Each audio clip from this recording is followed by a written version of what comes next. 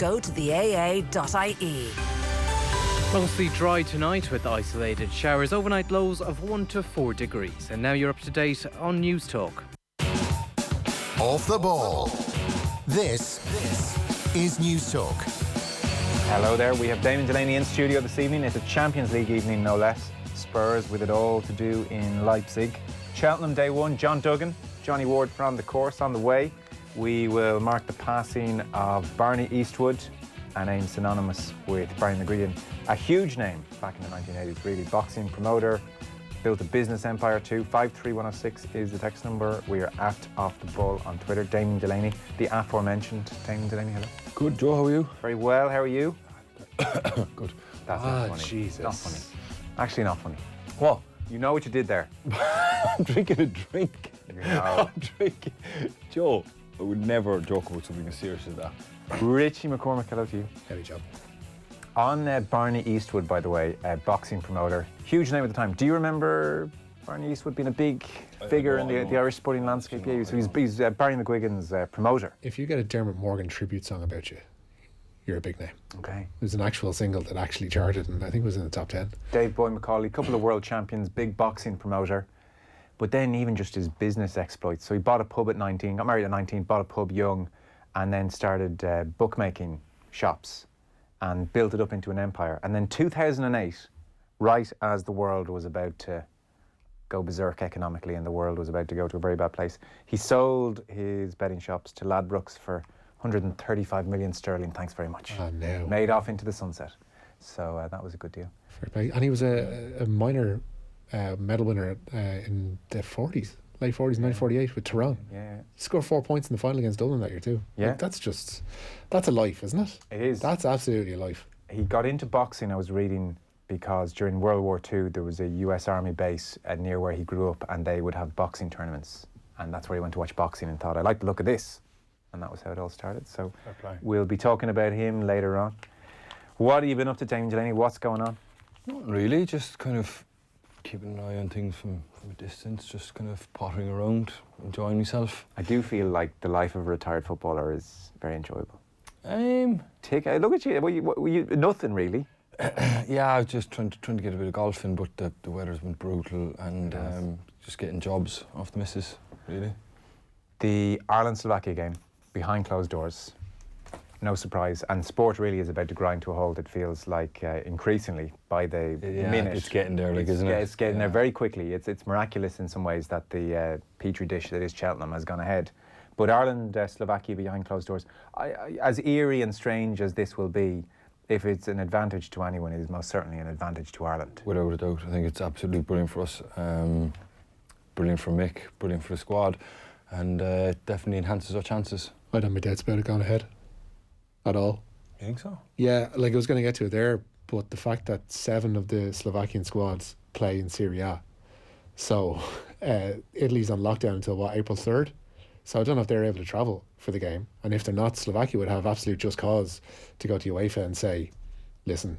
What would they, like, I know it's unprecedented, like, but what would happen to the Euros, you know, if the Euros were still to go ahead? Would you cram them all in the week before the Euros? I don't know. 2 weeks before the Euros? Absolutely uncharted territory at this stage with it all. And it beggars belief how the Euros is going to go ahead in 12 cities, 12 different cities across Europe during the course of June and July. Yeah. So yeah, I think we're already looking at the prospect of that being shifted back a year.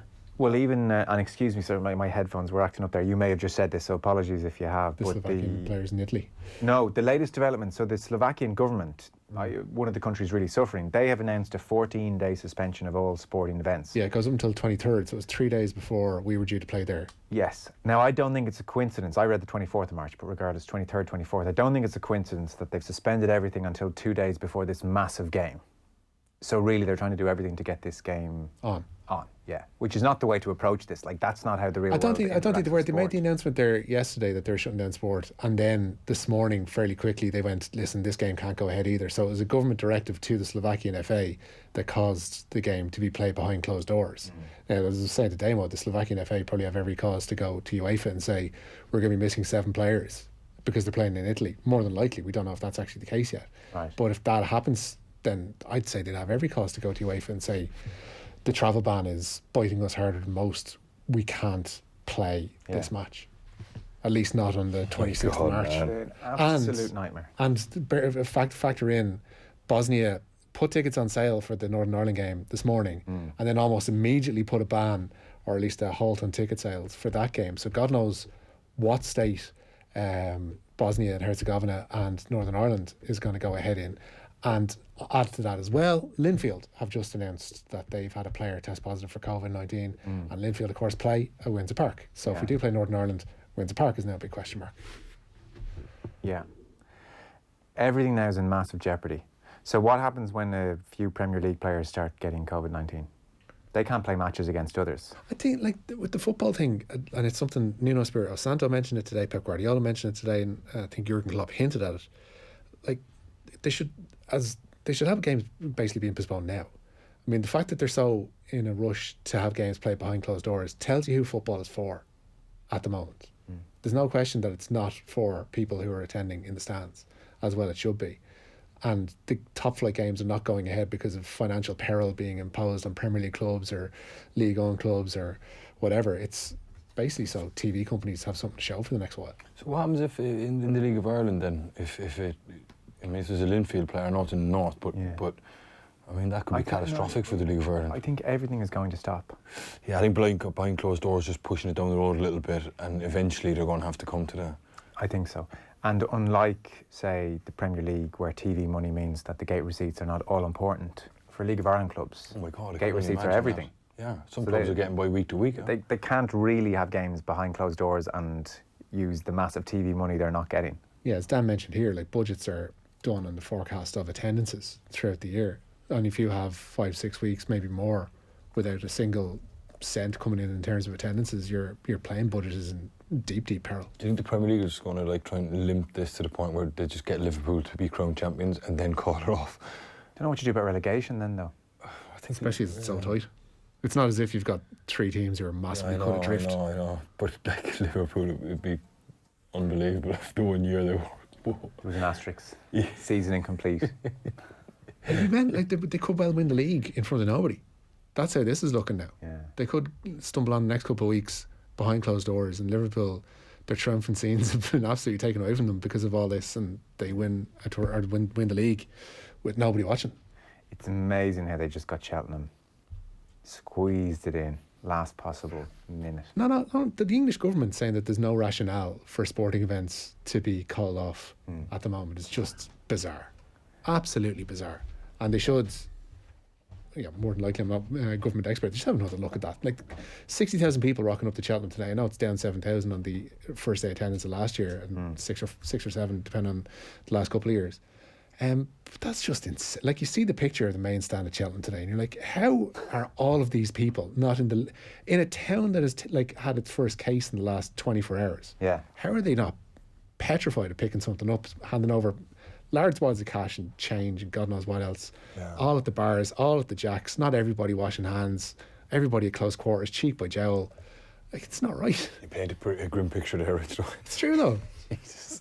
Like, God knows what that place is smothered in at the minute. Yeah. Well, don't worry. How many thousands of Irish people are coming back in a few days? Very few, if I can help it. Well, I mean, self-isolation, get used to it. But I mean, how many Irish people are coming back from Cheltenham now to spread to all 4 corners? Yay. I don't know, man. Like, is it as like horrific as what everyone's saying it is, or is it just proper? I know I'm probably going to get barred for this, but like, is it just not a case of like proper scaring people into saying, look, just in case, so it puts everyone on the back foot? There were nearly 200 more deaths in Italy today from it. You don't want to cause panic either. I take what you're saying, but certainly the experts are the numbers they're predicting who'll catch it now have become a bit scary. You know. I don't know. I try not to think about stuff like that. But I mean, yeah, I don't know, man. Lads, what will you do if all sport is suspended for a while? Says Sean. I don't know. Well, like, we just come in here and have a chat away, I suppose. Yeah.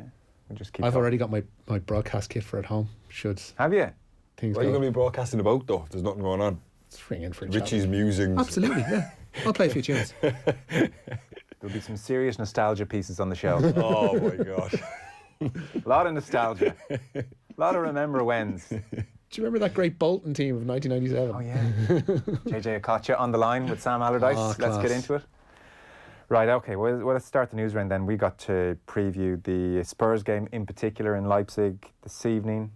Your first story is the coronavirus Republic of Ireland situation. As we heard, playing behind closed doors in Bratislava on March the 26th, Sport in Slovakia on lockdown until 3 days before that game, and the decision to play in an empty stadium came following Slovak government directive. More than half a dozen of the Slovak squad play in Italy, which is in total lockdown until early April.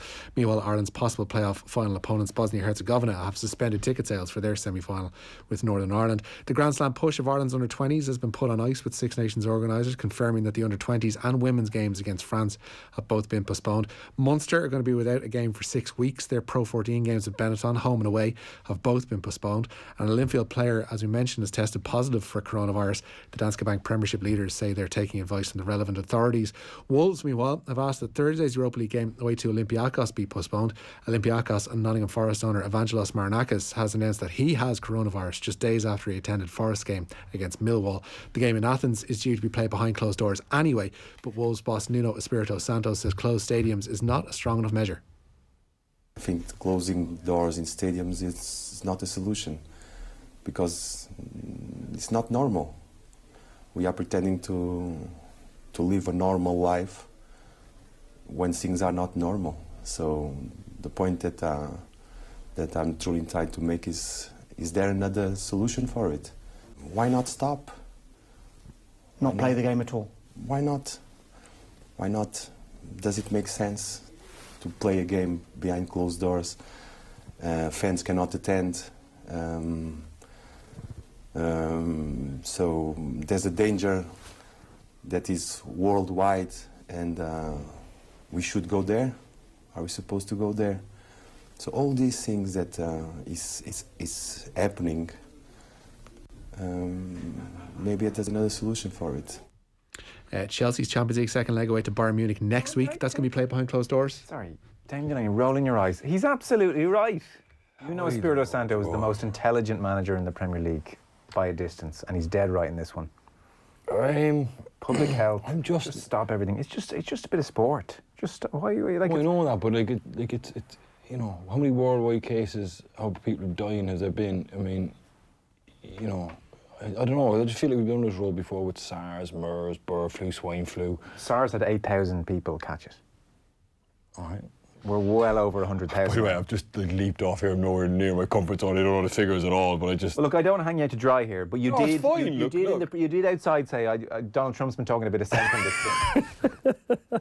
You said it in a non-ironic way. Listen, that was off the record. You're not supposed to say that, but you know, I just, you know, he's making some. You know, I'm not saying I would ever quote Donald Trump, like, but... You're not quoting him, is what you're saying. No, I'm saying yesterday he made a valid point about the amount of people that like catch flu, and I know I'm going to be torn apart for that, but it's fine. Like I said, I'm way outside my comfort zone. I'm just torn off the top of my head right now, so, you know, I'm here for the sport, right, Joe? Fair enough. Well, there's no sport to talk about.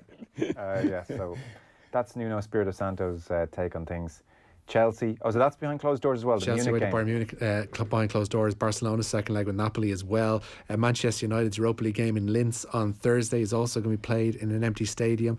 The Spanish Players Association, meanwhile, have asked for all games at all levels in Spain to be postponed. They're going to be played behind closed doors as per an RFEF recommendation. Ditto in Ligue 1 over in France. Cheltenham then. Yeah. Despite fears over the coronavirus and a confirmed case in the town on Monday, 60,664 came through the gates of Presby Park today. That's over 7,000 down on last year's first day attendance.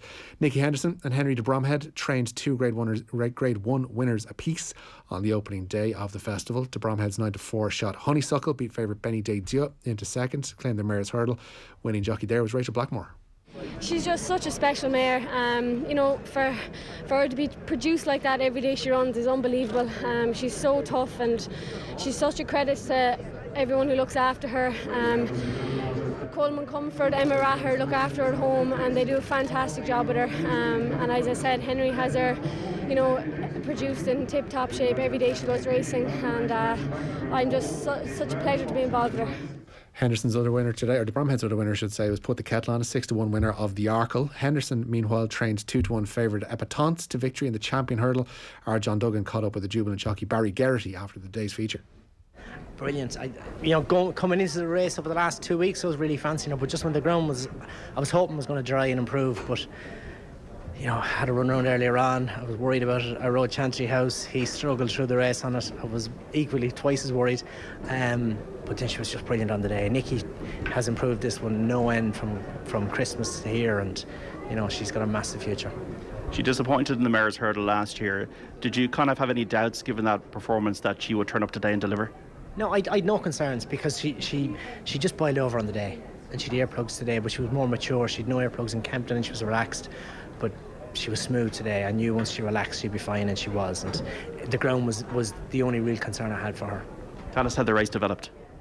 I travelled brilliantly, probably clobbered a couple of hurdles on the back because she wanted to go and fly them and race, but I was trying to keep a lid on her, keep her back, not to be getting too much involved. I needed to take cover off Darver Star down the hill over the third last, second last, and even up the straight to the last. I was biding me time, saving me trump card for the death.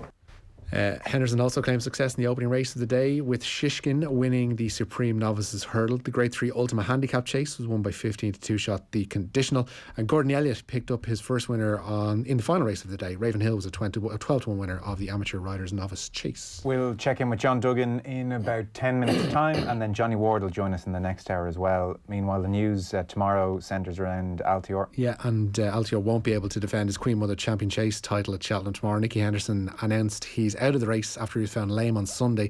Altior would have been bidding for his 5th win at the festival, having taken the Supreme Novices Hurdle and the Arkle before his 2 Champion Chase victories. On to tonight's match. It does go ahead, and there is a crowd in situ in Leipzig for the last 16 second leg, in which Tottenham need to overturn a 1-0 first leg deficit away to RB Leipzig. Spurs end up with Hugo Lloris in goal, a back 5 it seems then of Serge Aurier, Toby Alderweireld, Eric Dyer, Jaffin Tanganga and Ryan Sessegnon. Harry Winks sits in midfield with Giovanni Lo Celso, Eric Lamela and Lucas Moura in front of him. Dele Alli as a false 9. Troy Parrott is on the bench. Atalanta will take a 4-1 lead into the second leg of their game away to Valencia, which is going to be played in an empty Mestalla. Both games kick off at 8 o'clock. Is Ndombele on the bench? That is a good question, Joseph. Sorry, we'll check that out in a moment. So Troy Parrott on the bench. They are 1-0 down. We watched the first leg here a couple of weeks ago, Damien, and within 5-10 minutes you were very worried for Spurs because Leipzig looked like an excellent side, and the scoreline probably did them a bit of a disservice. They were by far the better team. Yeah. So what chance Spurs this evening? Absolutely none. Absolutely none. They're worse off now than what they were when we saw them in the first game. It's at their stadium, so I'd expect, or fully expect, Tottenham to be comfortably beaten tonight. It doesn't look a happy camp at the minute. Jose obviously came out and opened up Ndombele there over the weekend, which is never a good thing to do, whether he's right or wrong. It's never a good thing to come out and speak about a player like that, because the rest of the squad kind of look at it and go, okay, that's not great, that he's done that publicly. Yeah. Do it all you want behind closed doors, in the changing room, in the office, tell his agent, whoever you want, no problem. Because Ndombele was terrible. I mean, it was valid criticism. I know it was. I know it's the public aspect. It's the public aspect. I'm not saying that Ndombele played well by any stretch of imagination, but I'm just saying it's not a great sign that when a manager feels that that's his last resort and he has to resort to that. Nothing he has done as Spurs manager has been a great sign. Absolutely nothing. I agree with you there. I mean, he inherited, or he took over a tiring squad that had been had their foot to the floor for a number of years. Pochettino obviously started the decline started under him. I think they were hoping that Jose would come in and reinvigorate a lot of those guys, but then they lost 2 or 3 of their top players, and I'm not sure if Jose was, I did say to you at the time, it's a strange one, why he took that job with Spurs, not being big spenders, Daniel Levy being quite a prudent chairman. The fit was all wrong. Tottenham are a club that do things the right way. Jose is quite combative and, is what he is. It was a strange fit. And it hasn't worked out. Well, not yet, but I mean, it's never going to work. It was never going to work. I honestly thought it was the worst appointment I'd ever seen because it was definitely of Levy and Mourinho, such a mismatch. Yeah, I do. And then listen, Tottenham aren't going to give Jose 150 million in the summer, which is what that squad needs. Yeah. It seems as well, in Ndombele is on the bench, it seems he has worked his trick as well of creating two extremes amongst the fan base, those who are pro-Jose and believe every word he says and thinks, yeah, you know, he's right and we're not doing things properly, and then those who are like, this guy's toxic, get him out of here. And he did the same at Manchester United. He's done the same several times over now. So all of the hallmarks of the Jose effect are there to be seen. There's merit in both ends of the fans speaking like that, because it's obviously two different point of views, but they're extreme points of views. Yeah. He tends to divide and conquer. He does, and maybe that method is kind of died out of football now. It's more the kind of the Jurgen Klopp, you know, having emotional attachment to your players and they want to run around for you. The days of just coming in and getting hardened seasoned pros, putting them out there, and maybe the game has moved on and maybe he's tried to change, but yeah, I think, look, ultimately I do think it will end in tears very, very soon. Probably next season at some point, probably next November when they don't start well. Yeah. I think the polar opposite of fans there, I mean, there's one set that want him out and there's another set that are willing to give him a pre-season and a summer. But I mean, Tottenham fans want to see nice football. They're a footballing club, aren't they? They want to see, you know, Harry Winks, you know, doing, even if they lose 2-0, not a complete exaggeration, but you know, they want to see tidy football. And Jose obviously prioritises results over aesthetics, and that was another kind of thing that didn't add up for me. Yeah. Well, we'll see how they go tonight. Atalanta, meanwhile? Yeah, a 4-1 up heading into their second leg away to Valencia. It's going to be an empty stadium at the Mestalla, as you mentioned. They're another game biting the dust in terms of being played behind closed doors. Bayer Leverkusen have confirmed that there'll be no fans present for their Europa League clash with Rangers in Germany come Thursday. I didn't see Inter Juventus really in any great depth. Just a clip. He's watching 90 minutes behind closed doors. Does it become less appetising? Look, I mean, when last week the group stages started, you know, we loved the Real Madrid kind of stadium. Yeah, it's amazing. It was amazing, right? Yeah. Obviously, all that's gone now. Would you be less inclined to watch a game now with no crowd? No, I'd definitely watch it, but I just wouldn't be as excited watching it. Of course I would, but I mean, it's even less exciting to be playing in it. You know, there's nothing worse as a football player when you can hear players shouting and it's echoing throughout the stadium, and you can actually hear every word that's being said, you know. There's just something eerie about it, and it's not great, and it does have a feel of like a reserve team game. Does it get in your head? No, not really. I think all those guys will be able to focus and focus on the task at hand and the fact that they need to win a game or to get through to the next round or whatever it may be. So I think the players will focus it. The game won't be as good because maybe the adrenaline levels won't be as high as what they were, you know, if the Champions League music, the banners, the whole, you know, everything that goes with it, you know. And I know it's different now, but like back when you were playing, why did they have the Carling Cup behind closed doors? Hey, boom, boom. That was a joke outside, which I had to steal. Did you make that outside or did Stephen Doyle? Steve-o. That was a good one. Yeah. I think I made that joke. Did you? Yeah. Sorry. That was as close to behind closed doors. Yeah, it was. Yeah, I think it was one of the games I played was Northern Ireland at the Aviva, and it was like, oh my God! Like I said, it was just like an end of season game that no one really was up for. No, you know? it just didn't work. You're just hoping that the fact the players know it's Champions League and they know the rewards, that they will focus their minds, but it'll definitely lessen or dampen it a little bit. Listen, don't worry. In about 8 weeks' time, we'll be doing a nostalgia piece on the Carling Cup some Wednesday, which we'll need you for. Don't you worry. Do you know what, right? I part of me is really looking forward to coming in here in 8 weeks and just going, Joe, I thought you were better than that. Stop pointing toilet paper. I thought you were better than that. So, we have Champions League this evening. Both games on at 8 o'clock. We'll talk more about Spurs before 8, and we'll go over to Cheltenham as well. Meanwhile, some other news. Dundalk made a signing. Yeah, they keep on buying. Dundalk have completed the signing of Nigerian winger Nathan Adua, a graduate of Tottenham's academy. He's also had loan spells at Rangers and Luton. He was most recently with Israeli side Hapoel Hadara. There are 3 games surviving in the EA Sports Cup first round tonight. Non-league UCC United taking on Cove Ramblers.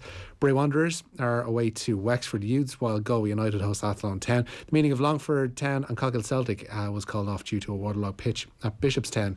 And Andy Farrell hasn't ruled Joey Carberry out of playing on Ireland's summer tour to Australia. The Munster at half won't play again this season following ankle surgery. But Farrell says if Carberry is back up to full speed come the summer, he may be considered for the trip down under. Gutted for Joey. He's been through a lot over the last few seasons, but I've spoken to him a couple of times, and his luck will turn. You know, it will. He needs to do the right thing and get himself fully fit, and we'll make sure that we help along with Munster to try and make that happen. But his luck will turn, and he'll be back. He'll be back because he's a great human being for one, and he's a class player as well. Yeah, we'll see. I suspect Munster weren't best pleased with how the World Cup situation went with Carberry and his ankle, and he's had to have surgery again. So I can't see them okaying him taking a 24-hour flight down to Canberra or whatever. And I dare say he might want to go and really try and make the number 10 jersey his own, but I'd say they might think, no, this thing's got very messy now. We need you fit, healthy, hitting the ground running. Plus, come November, there are now the 3 games and potentially the 2 Six Nations games. So God knows when, right for that. You know, the Pro 14 will start up again next season. This is going to get delayed. They're like, it's a sloppy situation all around. 6 weeks now Munster have without a game. And the plan in Pro 14 is any games that don't go ahead, it's a 0-0 draw. So they might still somehow wangle their way to the semi-finals and final and do those behind closed doors and maybe try and get the season done that way. But again, look, it's 3 weeks ago we wouldn't have predicted. I don't quite think that we are where we are now. So trying to predict 2 months away is near impossible. Business, yeah. So last story or two? Yeah, Ireland's cricketers claimed a consolation win over Afghanistan in their T20 series. Following a dramatic super over in India, Kevin O'Brien hit a 6 off the last ball, which led to Andrew Balbirnie's side securing the victory after both teams scored 142 runs from their 20 overs. Afghanistan won the series, though, 2-1. And former world boxing champion Scott Quiggs announced his retirement from the sport. It's after his shock defeat of John O'Carroll in Manchester on Saturday. Quigg won the WBA Super Bantamweight belt, but lost it in 2016 to Carl Frampton. Very good. That's your news round for this evening. Next up, we'll preview the Champions League action with Damien, and John Duggan will join us from Cheltenham. Off the ball on Newstalk. Relax this evening and visit itsforwomen.ie. Great value car insurance for those on the go. Get the cover you need day or night at itsforwomen.ie. It's time to own it. It's called the boardroom because most people in the room are bored. But not when you book at the Red